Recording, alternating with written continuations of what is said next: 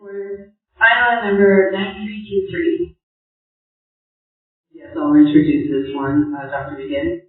The Brown Act Government Code and the Education Code requires board agendas to provide an opportunity for members of the public to directly address the board on any item of interest to the public that is within the subject matter jurisdiction of the board before or during the board's consideration of the item. The Education Code also states that governing boards shall adopt reasonable regulations to ensure that this intent is carried out. The district and board have previously and will continue to follow and abide by the law on this topic and encourages public participation during and outside our board meetings. The proposed revision to the board bylaw will continue to provide an opportunity on the agenda for members of the public to directly address the board for the board's consideration of agenda items via the public comment on agenda items portion of board meeting agenda. The proposed revision to this board bylaw will also continue our practice of providing an opportunity for members of the public to directly address the board on any item of interest to the public that is within the subject matter jurisdiction of the board, even if not agendized for a particular regular meeting via the public comments on non-agenda items. Board meeting agenda. Staff recommends approval. Thank you for that explanation. We have 3 public comments, or 5.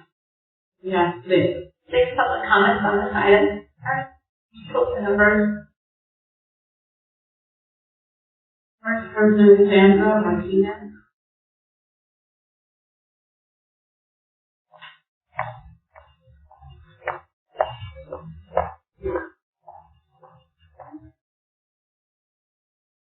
Good evening, board. If I'm misinterpreting this, please let me know. But from after I read this, I had some serious concerns. The first, based upon the proposed bylaw amendment, people might think you actually don't want the public to show up or speak on the record. And this is why people might think that. The first thing, in the first paragraph of the public participation, it says you're encouraging attendance of the public. I would call that disingenuous, again, unless my interpretation is incorrect of the amendment that needs to be made. My translation of this is we don't want people to take time out of their busy day to come down here and comment. We'll accomplish that by giving them only 3 minutes to speak on all agenda items, all 52 of them in this case. That way they can't really discuss their concerns with us. The first amendment is number 2, regarding sufficient time under the Brown Act of 3 minutes, which is being deleted in the proposal. I'm assuming your attorneys have made sure that 3 minutes per speaker is sufficient time to speak on the entire agenda, not just the consent calendar, even if there are hundreds of items to address. My third concern is number 6, where you changed, again, this is my interpretation, correct me if I'm wrong, that public can only comment for 3 minutes on all items and an additional 3 minutes on non-agenda. In addition, only 20 minutes for total on each particular item. And if that is the case, I'm asking, how do you propose to calculate the time spent per item? If I speak 10 seconds on item BB, and 31 seconds on item CC, and 1 minute on item DD, who will be timing and calculating those times for each item? I assume you'll be providing transparent accounting of that time to the public at the time of the meeting, so we'll all know exactly what we can and cannot address.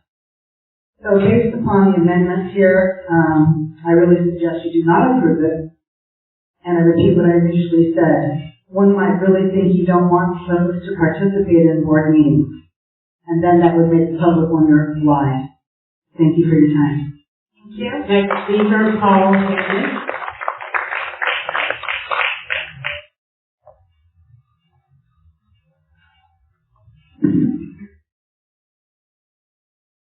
Board, I would like to urge a no vote on this motion. It would appear that this board is not interested in hearing the public and passing the suppressive motion to eliminate public speech and comments on general consent items is a gross violation of our constitutional freedom of speech, which, as a veteran, I'm very affected by. And I hope you will consider this vote very carefully. This is discouraging speech and participation in our elected systems, and it's a chilling thing that just happened here in Oceanside. This district's board is acting in a dictatorial manner, and if you vote for this measure, it will be used against you in the upcoming election and eventual recall. So you want to be able to explain this to the public in your campaign literature. The citizens are going to ask for questions. Why are they being denied input? Is their input not appreciated, valued? And speaking of freedom of speech, why is Internet access blocked here in this building? I asked for a password, and no correct password was given. I could file a FOIA request to find out and get an answer. I would like an answer from someone on this board for why we do not have Internet access. I was trying to get a hold of someone here, and I could not reach them. And that's disruptive to our ability to communicate and to research and download agenda items, speak to them. So, thank you for your time. Next is Bill. Also, his coming up. Can I ask Dr. Nolan the Wi-Fi? I know that they have that reception here, but apparently they're for it. Is the Wi-Fi have guest access, or is it?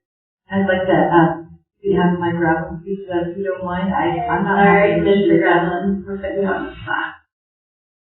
Hold on, Joseph. I'm sorry.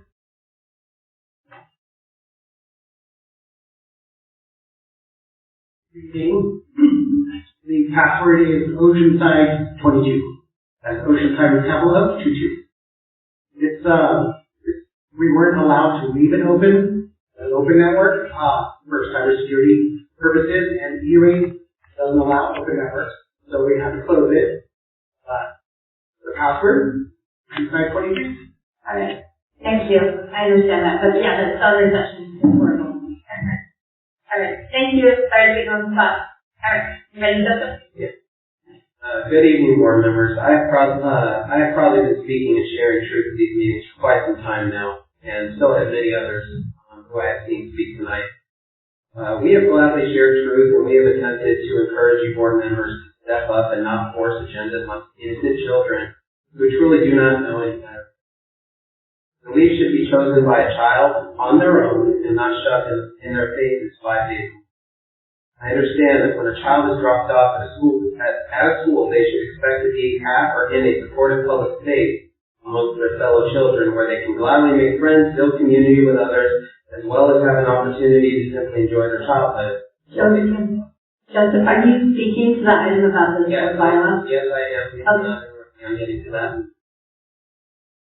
While being taught the basic fundamentals of an education and academics by teaching professionals and therefore preparing them to think critically and prepare them to become responsible adults. When it comes to these meetings, we are sharing these truths not to offend or to upset or to attack anyone here in this board. We are doing it because that is what we have known, it is what we know our school environment should be. That is what I grew up in. Last time I checked, you guys have teachers teaching the proud history of this wonderful country, which includes the Constitution, which included in that great document is our rights, freedom of speech. While you guys are entitled to freedom of speech yourself, so are we members of the public.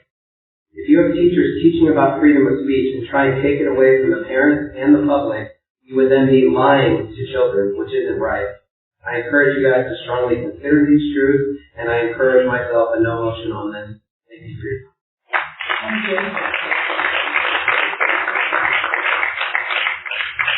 you. Good evening, Board. Regarding quorum and abstentions under 7C, it says when there is no conflict of interest that requires abstention, the members have the duty to vote. This policy indicates then that there can be possible conflicts of interest.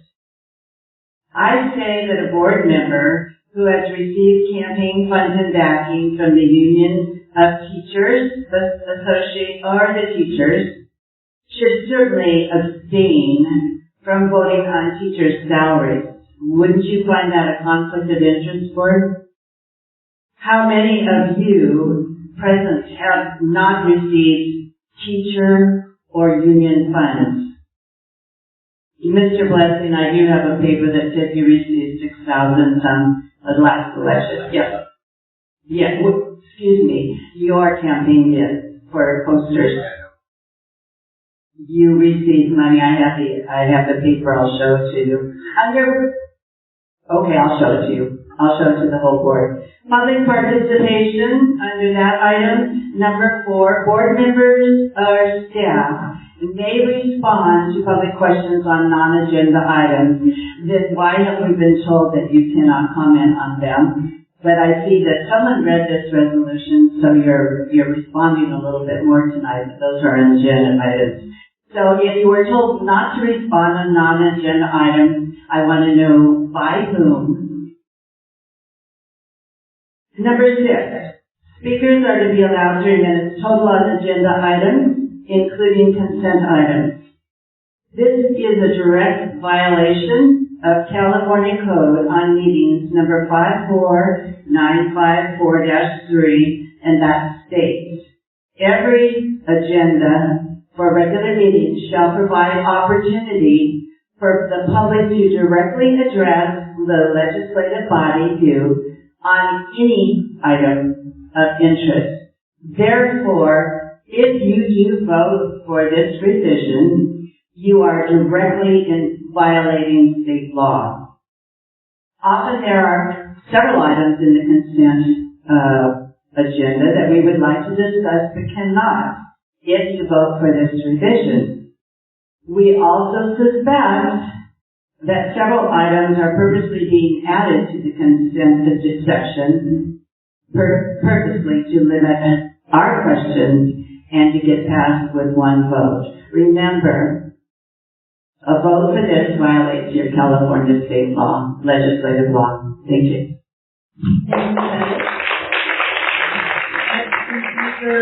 Susan Custer and Todd Madison.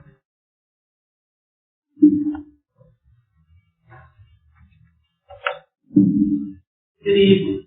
I really only have one question, and since you are answering questions, I'm happy to devote my time to allowing you to answer this question. And what do you mean exactly by allowing us only 3 minutes to speak?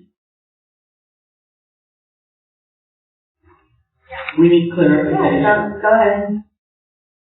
Total, 3 minutes total is what it says. The board, the way the education code reads and the government code 54954.3, education code 35145.5 gives the board the opportunity to hear public comment before or during considering an item. So what this proposes is that we would move all public comment for on-agenda items. It would basically be after all the reports. So you could hear all public comments for on-agenda items, go through your agenda, and then you would hear any public comment. And we are allowed to do that by law. For a total of how much time? All right. For a total of how much time? I have 1 minute and 46 seconds. It says 3 minutes. 3 minutes, but not 3 minutes for each item. You're going to count our minutes? Who's going to be the timekeeper? So let me clarify the way this would work. Is public comment for on-agenda items would be moved all to one location. So each public speaker would have an opportunity to have 3 minutes to speak on on-agenda items. And then for public comments on off-agenda, each speaker would have 3 minutes of an opportunity to speak. So everything on the agenda will be put to one 3-minute segment. And I can stand up here and say I want to speak on 2A and 4D or whatever, and use so that by the time that item is actually reviewed for vote, no one will remember what we said. I don't believe this is a lot going over. And this is legal, you run this by your attorney? He wrote the policy, would he be happy to explain this to us? Alright, do you have any other comments?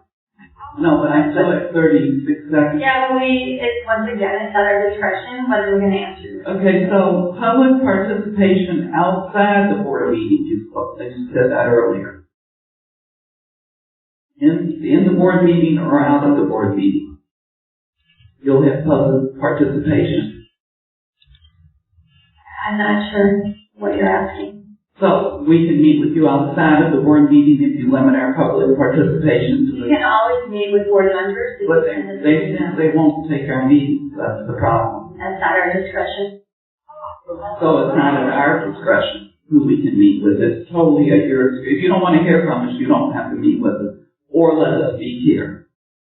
That's exactly right. I don't see how that's legal. All right, the time is up.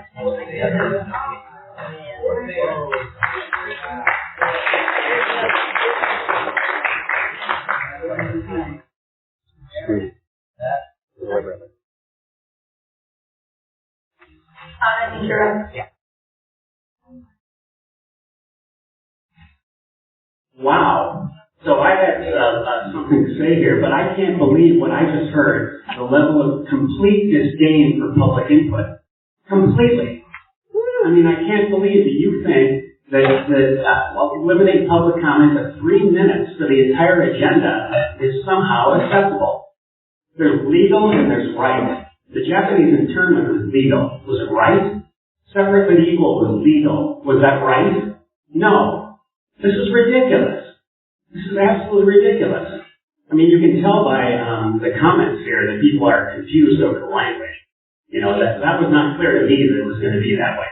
I thought that you were doing something else here.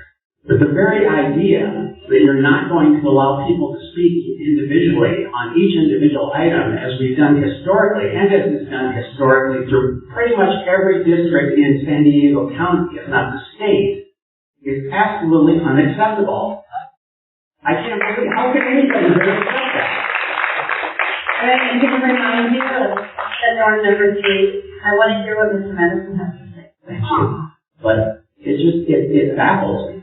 You know, I mean, I've gone to many, many board meetings in many, many districts, and I've never heard of this anywhere. No one has the disdain for the public that Oceanside Unified has. If you vote no on this, that would be awesome. That would actually show that you believe in hearing from the public, that you believe that public input is important. We hear that all the time, but it seems to be just sort of a whitewash. Maybe a little bit of frosting on top of a cake. We know what the cake is made of. So I'm kind of dumbstruck here, you know, totally off base here on my comments, but the very idea that that's actually the intent, particularly with people who at one point expressed a lot of interest in parent input, parent advocacy. And do you just say how high when the superintendent says jump? Is that what happens here? Or is this a plan that you all made to deliberately stifle public input? I have a hard time believing that, because I know some of you, and I don't think that's really possible. But I just can't believe that you would have any vote but no at this point. That's crazy. I don't know if this is a CSBA thing. And if you look at the language, it's so unclear that it's hard to say that the CSBA would put that in there. I wasn't able to find it on their website, so it seems to me like this is something that we're just making up, winging it as we go, as an attempt to further quash public input and make sure you don't actually happen to listen to all these people who take their time out to come and tell you what they feel should be happening in our district. So, good luck with that. Thank you very much.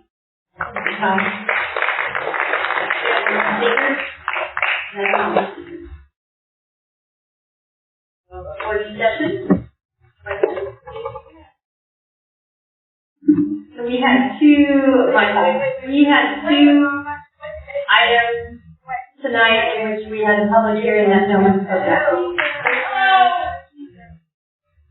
Do we have another speaker? Yes. I don't have any other. We're still on item 7C. We still have public comments for non-agenda items coming up. Here, we'll wait for clarification. While we're working on this, we had two opportunities tonight, and we have these often where we have public hearings and no one spoke tonight. But I mean, that's another opportunity for people. I'm happy that we're considering moving public comments on agenda items to right after the board report, so we can hear them and think about them as the agenda items come up, and that gives us more time to contemplate them. So I'm glad we're moving that up because that's important, and we can hear that at the beginning of our meeting. That's my thought. I'm having trouble with this. I got to admit to that. And I'm supposed to have. My suggestion actually is that the concern that folks have expressed for the last 2 years was that we had public comments moved to the end. And what I would suggest that we do is adopt this policy so that we have public comment in front of the meeting on non-agenda items, and also have a front of the meeting for the agenda item. Have a limitation, 3 minutes for each. And I know that would be a challenge to getting your comments on all those items, but I know you guys can get to that point and do that. Because we hear similar themes very often, and you guys are excellent at doing it.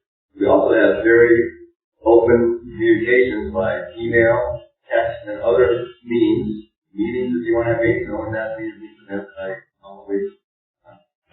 We all have our own privileges and our own rights and our own lives to live, but we are public servants, and if we want to meet with you, we will meet. So those avenues are open. Again, you know we have email. We know we read your emails. We know we take your public comments. We speaking here for 2 years solid, at least the last 3 years. I want to hope in this last election when I was last re-elected. And I've heard the same thing pretty for every meeting. On any item that comes up, it's 3 things. And there's only 3 things that you want to talk about. And that's disappointing. And I know that's what it is.